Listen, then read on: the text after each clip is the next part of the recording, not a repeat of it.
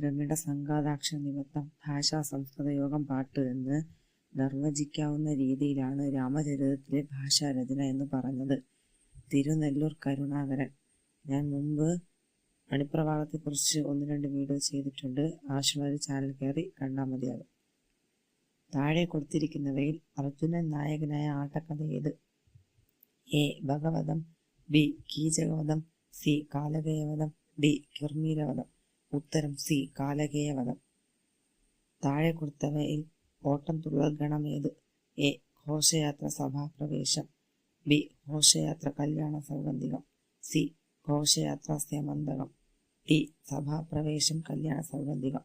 ഉത്തരം സി. ഘോഷയാത്ര സ്യമന്തകം. അവനവനാത്മസുഖത്തിനാചരിക്കുന്നവരവരന് സുഖത്തിനായി വരയണം. ആരുടെ വരി? ശ്രീനാരായണ ഗുരു. മനുഷ്യ മസ്തിഷ്കത്തോടല്ല, മാംസത്തോടല്ല, മനസ്സിനോടെ കാവ്യഹൃദയം സംസാരിക്കൂ. ആരുടെ വരികൾ? വയലാർ.